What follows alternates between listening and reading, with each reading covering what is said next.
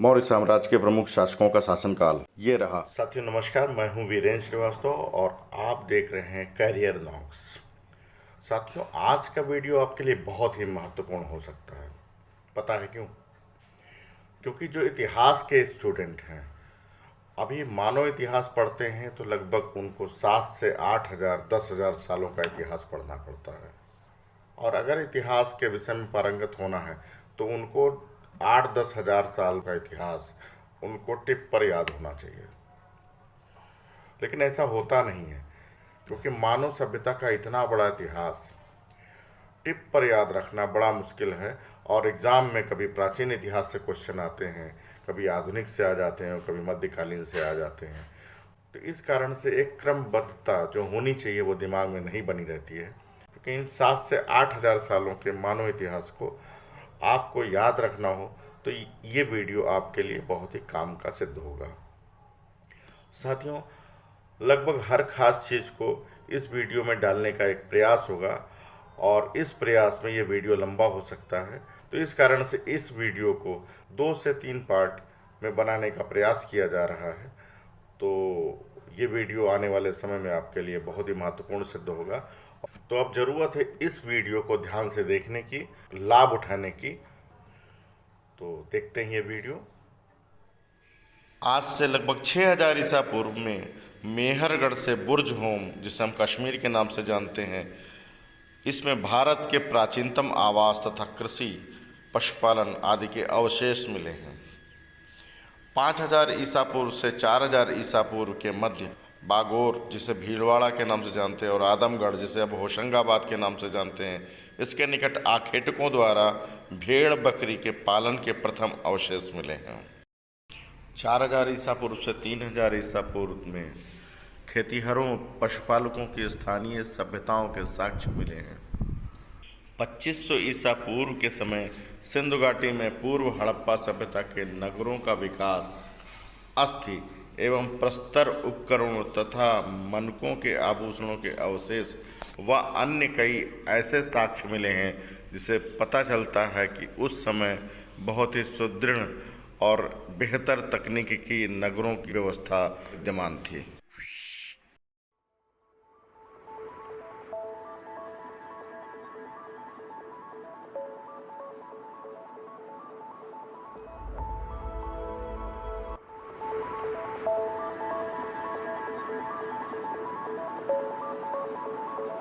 Radio carbon तिथि निर्धारण के आधार पर हड़प्पा सभ्यता का काल विस्तार 2500 से 1750 ईसा पूर्व तक माना गया है।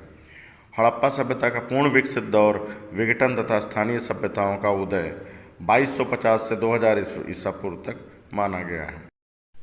भारत में आर्यों का आगमन, ऋग्वेद की रचना, वैदिक काल का प्रारंभ और गंगा के मैदान में आर्योत्तर ताम्र सभ्यता, ये 1500 ईसा पूर्व से 1000 ईसा पूर्व के मध्य में रही।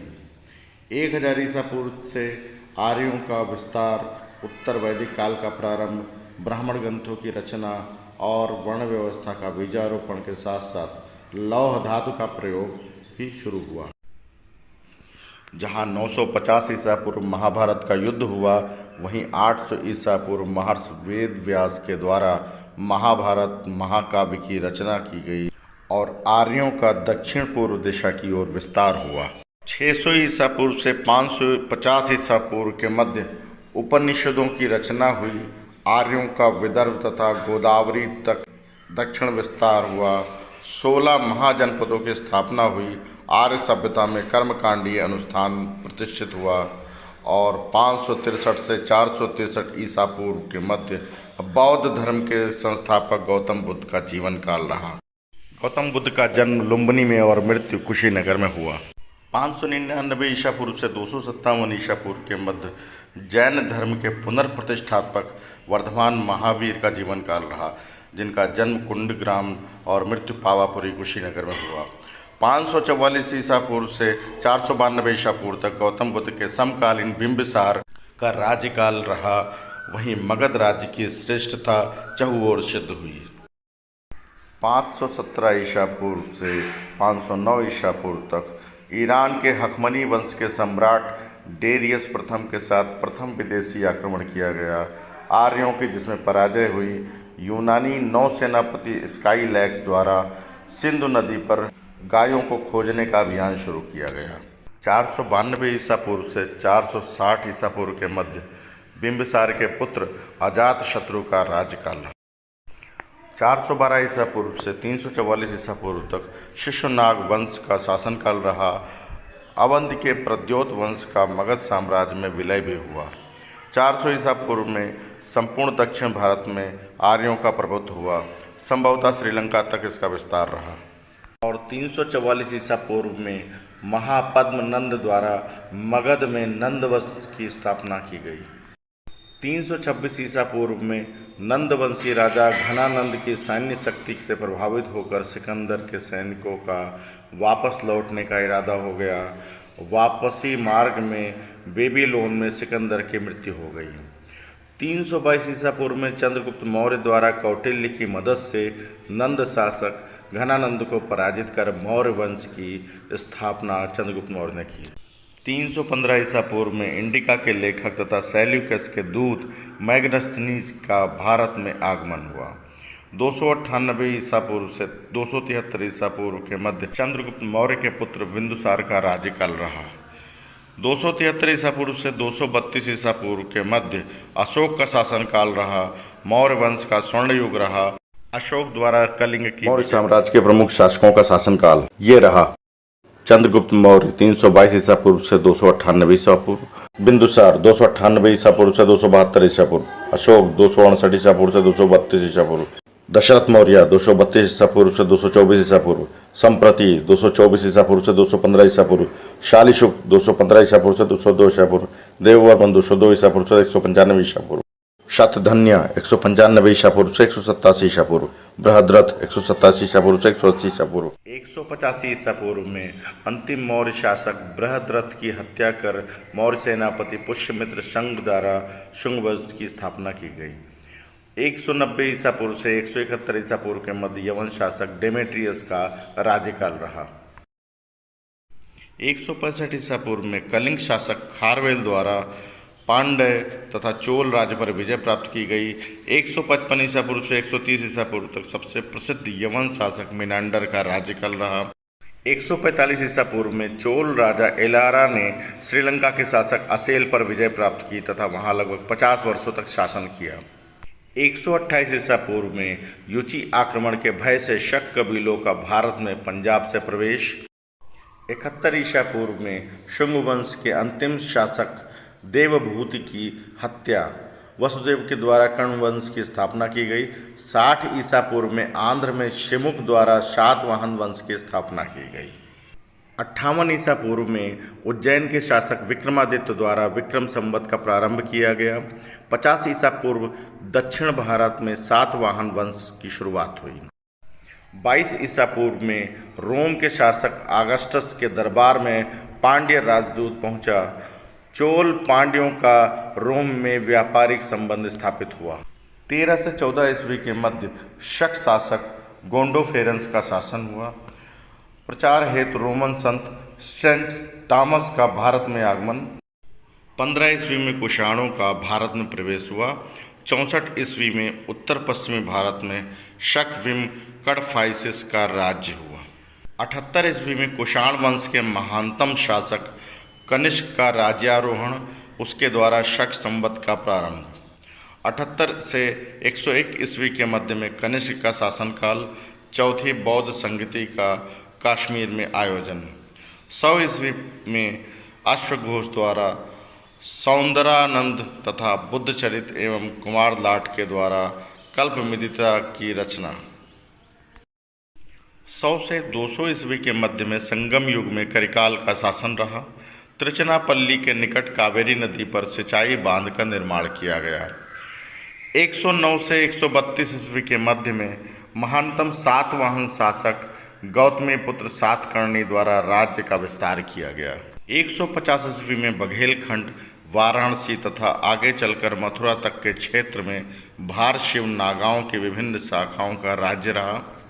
200 ईस्वी से 250 ईस्वी के मध्य में सातवाहनों का पतन हुआ महाराष्ट्र में अभीर, उत्तरी कनारा तथा मैसूर जिलों में कुंतल और कटु, आंध्र में इक्ष्वाकु तथा विदर्भ में वाकाटकों की सत्ता स्थापित हुई।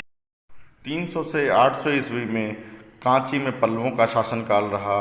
225 ईस्वी में विंध्य शक्ति द्वारा वाकाटक शासन की स्थापना हुई। अगले 272 वर्षों तक इस वंश का शासन रहा। 250 ईस्वी तक नासिक में अम्भीरों द्वारा त्रैकुटुकर वंश की स्थापना की गई। अगले 250 वर्षों तक इस वंश का शासन रहा। चंद्रगुप्त प्रथम ने 320 ईस्वी से 335 ईस्वी तक शासन किया। उन्हें गुप्त वंश का वास्तविक संस्थापक माना जाता है। 325 ईस्वी में कृष्णा नदी के दक्षिण में पल्लव वंशीय राज्य की स्थापना की गई। 335 ईस्वी से 376 ईस्वी के मध्य में समुद्रगुप्त का शासनकाल रहा। 330 ईस्वी से 375 ईस्वी के मध्य में संपूर्ण उत्तर भारत में समुद्रगुप्त का शासन था। पूर्व में असम, पश्चिम में काबुल, उत्तर में नेपाल तथा दक्षिण में पल्लवों तक केवल उज्जैन नगरी को छोड़कर बाकी शक वंश के अधीन रहा। 350 ईस्वी में मयूर शर्मन द्वारा कदम वंश की स्थापना की गई, जो अगले 200 वर्षों तक विद्यमान रहा। 375 ईस्वी से 413 ईस्वी के मध्य में चंद्रगुप्त द्वितीय विक्रमादित्य द्वारा उज्जैन, मालवा तथा गुजरात पर विजय की गई। उसने अपनी राजधानी पाटलिपुत्र से अयोध्या और तत्पश्चात कौशाम्बी स्थानांतरित की। इसी काल में चीनी यात्री फाह्यान का भारत आगमन हुआ। 415 ईस्वी से 454 ईस्वी के मध्य में कुमारगुप्त प्रथम का शासनकाल रहा। नालंदा में बौद्ध विहार तथा विश्वविद्यालय की स्थापना की गई। 455 ईस्वी से 467 ईस्वी के मध्य में स्कंदगुप्त का शासनकाल रहा। इसी समय हूणों का भारत पर आक्रमण हुआ तथा हूणों की पराजय भी हुई। 477 ईस्वी से 496 ईस्वी के मध्य में बुद्धगुप्त गुप्त वंश का अंतिम सम्राट रहा। गुप्त वंश का विघटन इसी समय से प्रारंभ हुआ। 490 ईस्वी से 766 ईस्वी तक सौराष्ट्र के बल्लभी क्षेत्र में मैत्रक आक्रमकों का शासन रहा। 500 से 502 ईस्वी के मध्य में हूणों के प्रथम शासक तोरमाड़ द्वारा भारत में राज्य की स्थापना तथा मध्यवर्ती भाग तक उसका साम्राज्य विस्तार रहा। 500 ईस्वी से 757 ईस्वी के मध्य में पश्चिम तथा मध्य दक्कन में वातापी का प्रथम चालुक्य वंश का राज्य रहा। 502 से 528 ईस्वी के मध्य में तोरमाड़ का उत्तराधिकारी मिहिरकुल भारत में गुप्त शासक भानुगुप्त द्वारा पराजित किया गया। एरण पर गुप्त वंश का पुनः अधिकार हुआ। 533 ईस्वी में मंदसौर के यशोधर्मन की मिहिरकुल पर विजय हुई।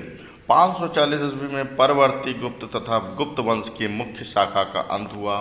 550 ईस्वी से 861 ईस्वी तक मध्य राजपूताना में मध्य एशिया में आए हुए गुर्जर खाना बदोश दलों का शासन स्थापित हुआ।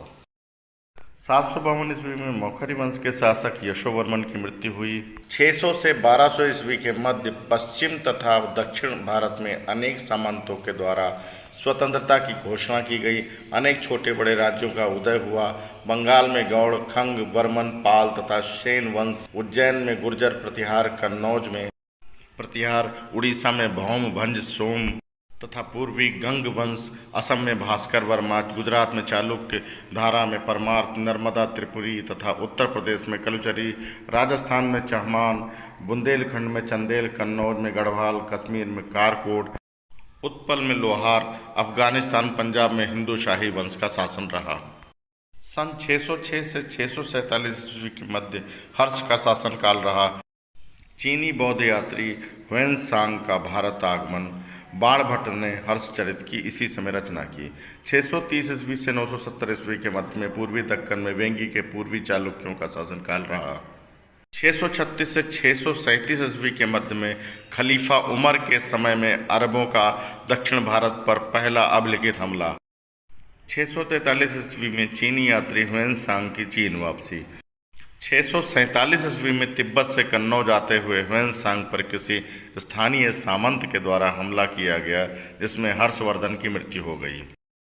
674 ईस्वी में विक्रमादित्य प्रथम चालुक्य और परमेश्वर वर्मन प्रथम पल्लव शासक बने। 675 ईस्वी से 685 ईस्वी के मध्य में तीसरे चीनी यात्री इत्सिंग का नालंदा आवास। 700 ईस्वी में कन्नौज के यशोवर्मन सिंहासन आरूढ़ संस्कृत नाट्यकार बहुबीर तथा प्राकृत कवि वाकपतिराज को उसके दरबार में संरक्षण मिला। 700 से 900 ईस्वी के मध्य में दक्षिण भारत में आलवारों का भक्ति आंदोलन भक्ति संग्रह प्रबंधन की रचना। 712 ईस्वी में मोहम्मद बिन कासिम के नेतृत्व में भारत पर अरबों का प्रथम आक्रमण, मैत्रक राज का पतन। 753 ईस्वी से 774 ईस्वी के मध्य में खलीफा मंसूर के काल में ब्रह्मागुप्त के ब्रह्म सिद्धांत तथा खंडन खाद्य का अल्फजारी द्वारा अरबी में अनुवाद।